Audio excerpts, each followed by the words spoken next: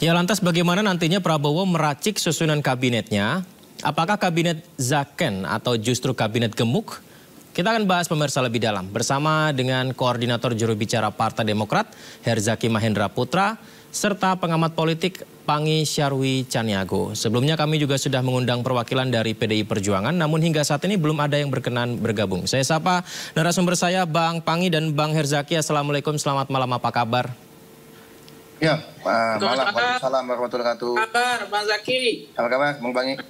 Terima kasih sudah bergabung di Dialog Sindo Prime. Bang Pangi, selama ini kan kita sering ya Bang Pangi, kabinet akan diisi ahli-ahli di bidangnya, tapi karena hak prerogatif presiden, terkadang memang sejumlah menteri dari kalangan partai pengusung. Nah ini, apakah yang sekarang ini bukan hanya sekedar wacana, tapi mungkin saja Zaken itu akan terwujud?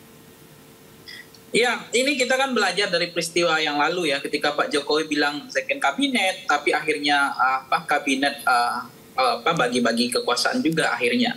Kemudian kabinet yang tidak boleh rangkap jabatan, tapi pada akhirnya rangkap jabatan juga, menyerah juga pada periode kedua kan. Kemudian kabinet yang betul-betul profesional gitu, direct man and direct replace, prinsipalnya nggak terwujud juga pada akhirnya. Kemudian kabinet sekarang kabinet second kabinet ahli. Jadi ini sebenarnya kita masih optimis harusnya terwujud ya, karena keinginan-keinginan Pak Prabowo ini kan harus disambut dengan baik ya, tanpa kita curiga bahwa beliau akan konsisten, punya keteguhan, bahwa beliau tidak berubah gitu nantinya.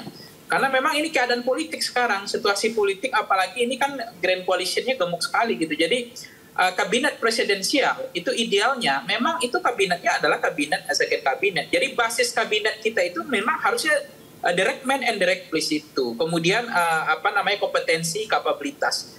Nah, selalu yang kedua poinnya adalah selalu tidak mau dibenturkan. Oh, ini profesional, ini dari partai, unsur partai politik, tidak boleh dihadap-hadapkan. Itu situasinya.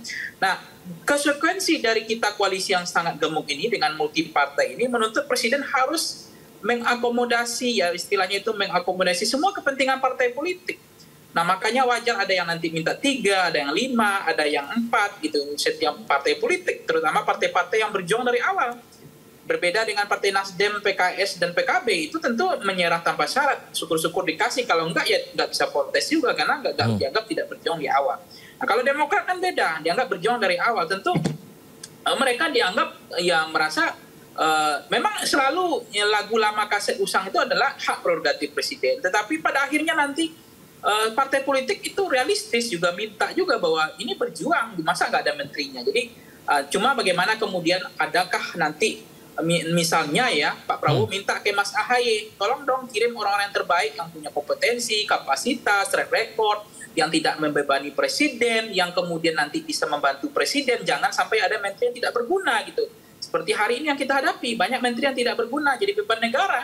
Misalnya banyaknya hutang sekarang, kemudian soal pengangguran, sumber daya beli ya, kemudian bagaimana industri kecil kolaps semua, PHK banyak, kemudian impor gila-gilaan gitu ya, kemudian hutang sudah 579, ini jadi pemadam kebakaran semua. Sehingga memang menteri yang diharapkan ke depan, menteri yang betul-betul siap tanding, menteri yang berkelas, menteri yang betul proporsional gitu. Jadi pengangkatan menteri lebih didasarkan atas basis partai politik itu nggak bisa dinafikan. Itu sebuah keniscayaan bahwa ketimbang kompetensi atau profesionalitas, tapi adakah betul kader partai yang punya kompetensi profesional, orang-orang yang dianggap mampu mengurai persoalan dari fundamental sampai level hilir, yang kemudian mampu menjawab apa yang menjadi janji kerja presiden, yang kemudian menteri yang mampu kemudian mewujudkan apa menjadi cita-cita presiden, sehingga tidak ada visi menteri, yang ada hanya visi presiden dan seterusnya.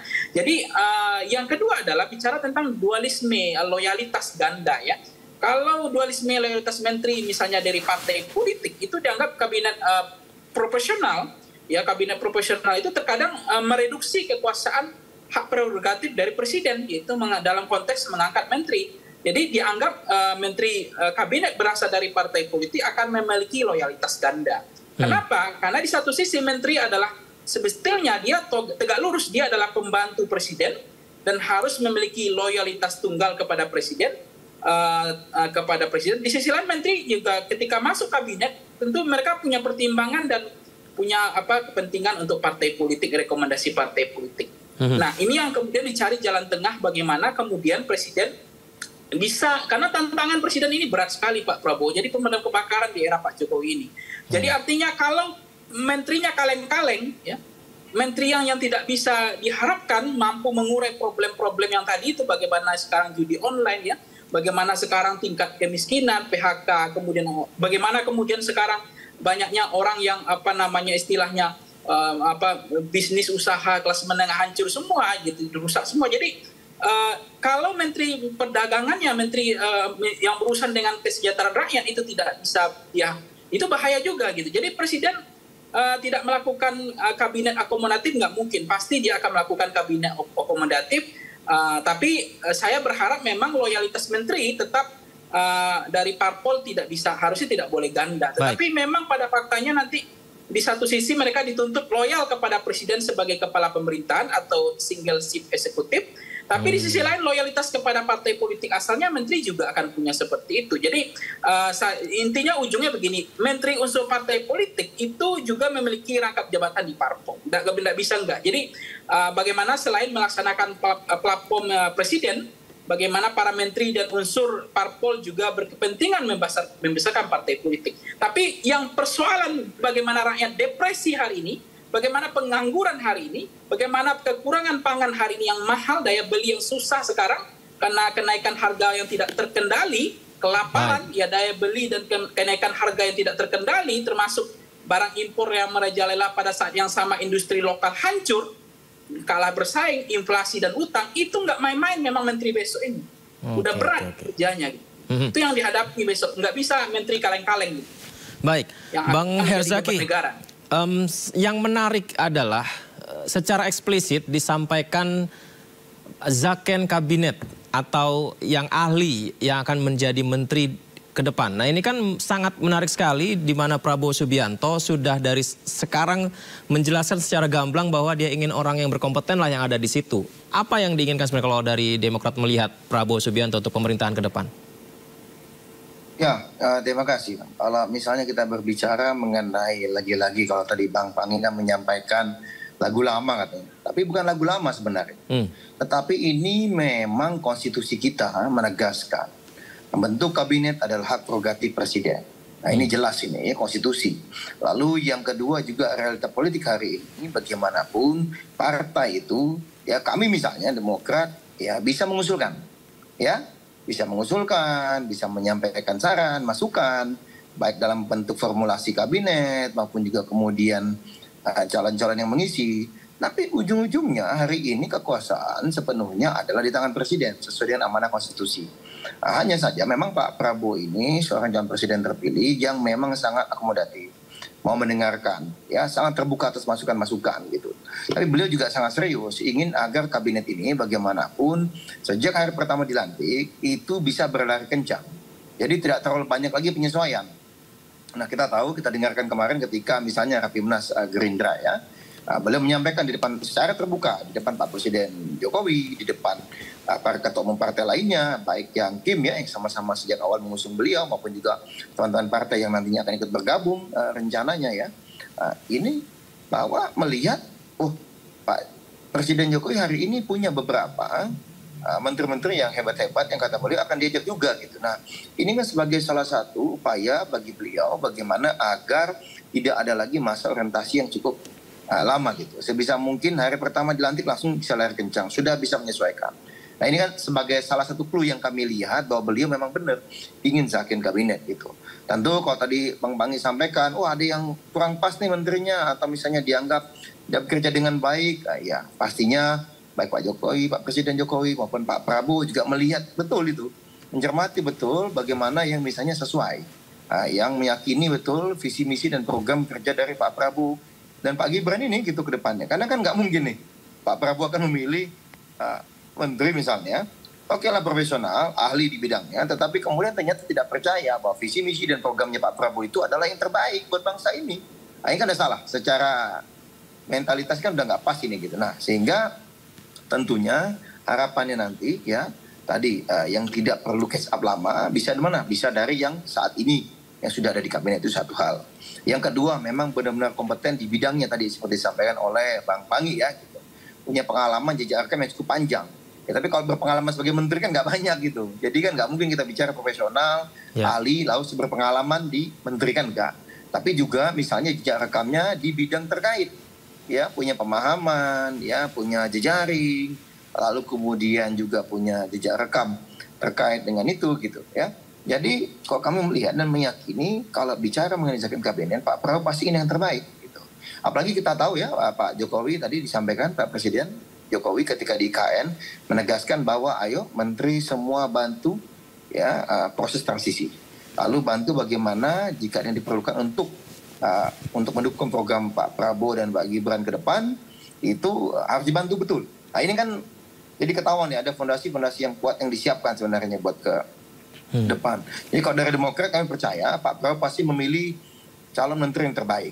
Ya namanya aspirasi pasti ada. Kami juga ada aspirasi tentunya gitu kan. Tapi lagi-lagi mesti diingat, menteri ini jabatan yang lebih kuat dan kentara sebenarnya leadership dan manajerial.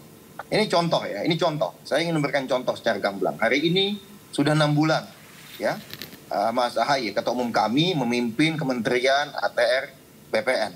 Sebelumnya ketika tanggal 20 Februari terdengar informasi akan menjadi Menteri ATR BPN, banyak yang pihak kemudian bingung dan meragukan, kan nggak punya kemampuan teknis terkait dengan ATR BPN gitu. Tetapi Pak Presiden Jokowi menyampaikan yang diperlukan adalah kepemimpinan dan kemampuan manajerial. Nah alhamdulillah hari ini misalnya 6 bulan banyak sekali akselerasi yang dilakukan oleh Pak Menteri Ahaye gitu loh. Hari ini di Kementerian ATR BPN misalnya katakanlah hari ini peningkatan layanan elektronik dari sebelumnya hanya 10 kantor di seluruh Indonesia, hari ini sudah mencapai 440 lebih kantor seluruh Indonesia dalam waktu kurang dari 6 bulan. Lalu bagaimana kemudian ada peningkatan sertifikat elektronik ya, alih media yang sebelumnya dari sertifikat manual, terjadi peningkatan 38 kali lipat dalam 6 bulan. Nah ini bagaimana menjalankan amanah dari Pak Presiden Jokowi.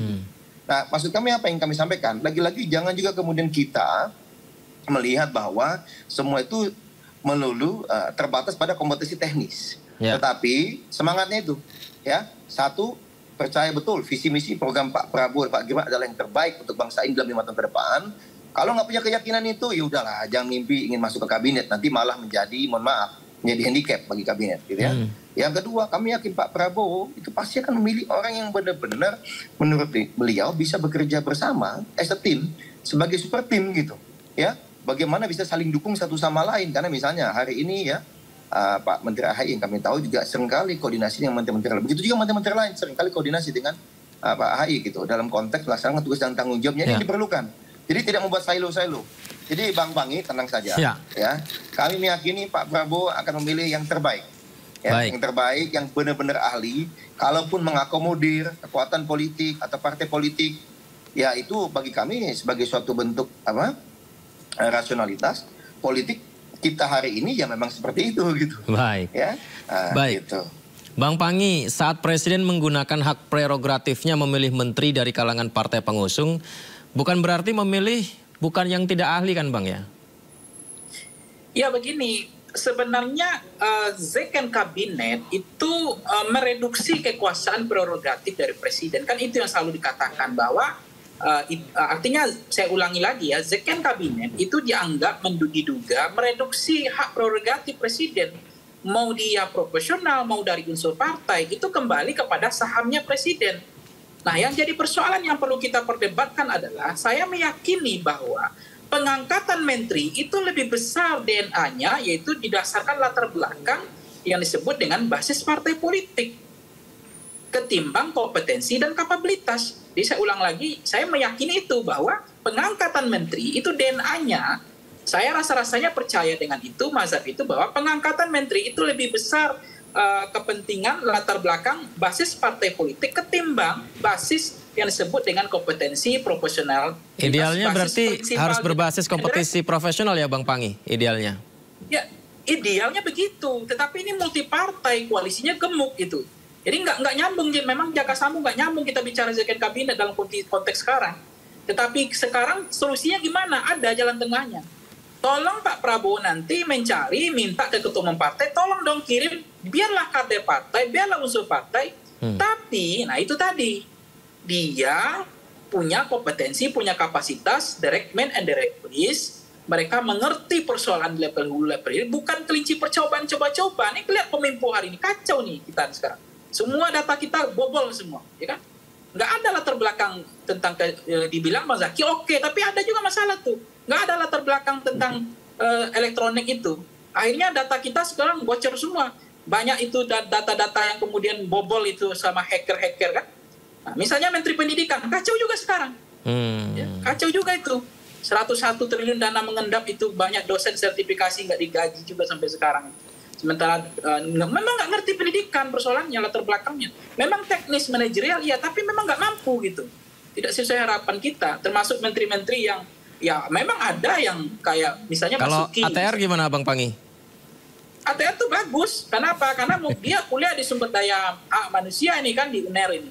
Jadi Bang Ahaye ini kan, Pak Ahaye ini. Jadi saya lihat juga sekarang udah ada transisi elektronik sertifikat yang ahli media gitu kan. Jadi tidak ada lagi dugaan-dugaan besok sertifikat ganda. Nah itu kan gebrakan itu penting gitu, itu prestasi. Nah menurut saya yang begitu-gitu itu penting, bahwa jangan sampai menteri aja ngomongnya aja nggak meyakinkan kita. Gimana kita yakin tentang nasib kita sama mereka? Nah ini ada calon menteri pertanian, saya lihat itu, si Daryono itu tuh bagus, saya lihat tuh. Saya kok yakin dengan dia, karena cara ngomongnya meyakinkan kita gitu.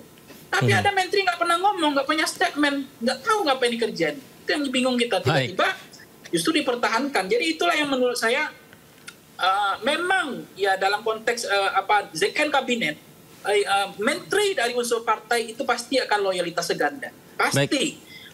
Nah sekarang bagaimana kemudian menteri dari unsur partai punya loyalitas yang ganda tetapi tidak merugikan rakyat, karena di satu sisi dia harus bertanggung jawab kepada presiden untuk sebagai platform ideologi presiden yang dijalankan visi presiden, tapi dia juga bertanggung jawab kepada partai politiknya, biasanya begitu. Baik Bang Pangi, mumpung masih ingat nih, tadi disampaikan Bang Pangi ya, Bang Herzaki, bahwa kalau Pak Ahaye mah bagus, tapi beberapa kementerian yang lainnya tidak sesuai dengan jabatannya ataupun pengalamannya memimpin kementerian tersebut dan hasilnya dianggap kurang baik. Idealnya harus sesuai dengan pengalamannya di masa lalu. Bagaimana tanggapannya? Bang Herzaki. Oh, tadi saya pikir Bang Pangi tadi. Bang Herzaki silakan. Oh ya, terima kasih. Jadi kalau kami melihatnya begini, bagaimanapun ya bicara mengenai kepemimpinan itu kita bicara mengenai leadership gitu ya, kemudian kemampuan manajerial. Namanya bicara mengenai kompetensi teknis, memang mungkin bisa jadi ya dalam kepemimpinan itu katakanlah ya, kalau misalnya seseorang ini kan harus terbuka belajar. Saya sederhananya begini, misalnya Bang Pangi, makasih Bang Pangi kalau bisa menyampaikan bahwa Kementerian ATR PPN hari ini Pak Ahaye baik ya dan bagus ya, karena sejak awal Pak Ahaye di hari pertama itu langsung berkomunikasi dan berkoordinasi terus dengan jajaran ya di berbagai tingkatan gitu, sangat terbuka mendengarkan masukan. Beliau menjadi pedomannya adalah apa yang menjadi prioritas, ya arahan dari Pak Presiden, apa yang menjadi target. Lalu yang kemudian beliau diskusikan betul itu dengan ya jajaran kementerian, baik di eselon 1 sampai ke bawah-bawahnya, termasuk di daerah. Mencoba memahami permasalahan secara mendalam. Jadi bukan sibuk membuat tim, ya kemudian merasa paling ngerti sendiri, paling tahu sendiri, lalu nggak mendengarkan masukan. Enggak, itu yang kok menurut kami nggak pas. Tapi kok hari ini kok pembelajaran dari Pak Ahaye, bagaimana kemudian beliau benar-benar masuk dan mencoba mendalami nih masukan-masukan itu semua. Lalu kemudian dengan pengalaman kepemimpinan beliau sebelumnya, karena kan namanya ketua umum partai ya, sudah terbiasa menghadapi bupati, gubernur ya, kemudian juga terbiasa memimpin struktur organisasi di tingkat nasional. Nah, ini yang menjadi kunci nih. Kemampuan manajerial itu adalah bagaimana memahami persoalan, lalu bagaimana memastikan apa yang diputuskan ya di tingkat pusat itu benar-benar implementasi di paling bawah. Nah ini menjadi PR. Nah, tetapi alhamdulillah beliau Mas Ahaye ini sudah terbiasa dalam konteks partai politik, apa yang diputuskan di pusat benar-benar dilaksanakan sampai di level ranting di tingkat RT RW. Nah ini yang menjadi tantangan bagi birokrasi. Maaf saya potong, Bang Herzaki. Kalau di Demokrat sendiri mengusulkan nama menteri ke presiden terpilih nanti itu apakah nama-nama yang dianggap potensial atau disesuaikan dengan latar belakangnya? Jadi misalnya di pos menteri pendidikan, kader Demokrat yang memiliki latar belakang pendidikan yang bisa di sana diberikan sarannya. Saya kalau misalnya cara mengusulkan ini ranahnya Pak Prabowo dan Mas Ahaye ya gitu. Oke. Meskipun kita dapat informasi ya, dikomunikasikan, sering diskusi dengan beliau ya, dengan ketum, tapi mohon maaf nih kalau udah cara pemilihan ini totally tidak prerogatif Pak Presiden, dan masukan ujungnya adalah dari ketum kami Mas AHY. Kalau ditanya ke kami siapa akan menjadi menteri dari Demokrat, ya yang pertama dan terutama adalah Mas AHY, ketua umum kami, itu sudah jelas. Dengan jejak rekamnya tadi, makasih Bang Bange ya, masalah pendidikannya, masalah kemudian jejak rekamnya di organisasi, memimpin partai besar, di politik, lalu kemudian hari ini di pemerintahan. Jadi jelas kader terbaik kami adalah Mas AHY. Nah untuk nama-nama lainnya, kita tunggu saja ya, karena bagaimanapun begini, nggak bisa juga kita bilang, oh begini. Itu ya. Itu hari ini. Karena soalnya, di beberapa media ditulis nih Bang Herzaki, selain tentunya Bang AHY, nama Anda ini adalah salah satu yang digadang-gadang mungkin akan masuk di kabinet presiden terpilih. Tanggapannya? Ya, gini Mas, yang punya hak prerogatif namanya Pak Prabowo. Ya, yang kedua, kalau dari Demokrat, bagaimanapun kami ini kader tunduk dan loyal kepada pimpinan kami, sama seperti organisasi lain. Jadi kalau misalnya ada yang mendapatkan amanah diminta oleh beliau, diusulkan kepada Pak Prabowo, semua tentu akan menjalankan itu. Tetapi jika katakanlah hari ini belum mendapatkan amanah untuk itu, ya kami tetap akan bekerja, ya berjuang bersama Mas AHY, bersama Pak Prabowo selama 5 tahun ke depan di bagian manapun, gitu. Ya kalau tadi bisa digadang-gadang, ya makasih saja untuk doanya Mas, terima kasih untuk doa baiknya. Mungkin ada aspirasi, tetapi bagi kami tetap satu-satunya menteri dari Demokrat hari ini sudah jelas baru satu nih. Namanya ketua umum kami Mas AHY. Ya itu. Kalau yang lain-lain kita biarkan menjadi ranah Pak Prabowo, menjadi ranah Mas AHY, duduk bareng berdua, silakan. Itu ranah beliau-beliau lah. Kalau kami semua kader tunduk dan loyal pada putusan beliau apapun itu. Baik, Bang Panggi, apakah hak prerogatif presiden ini bisa diuji Bang Panggi agar bisa dipastikan lebih maksimal lagi di pemerintahan berikutnya?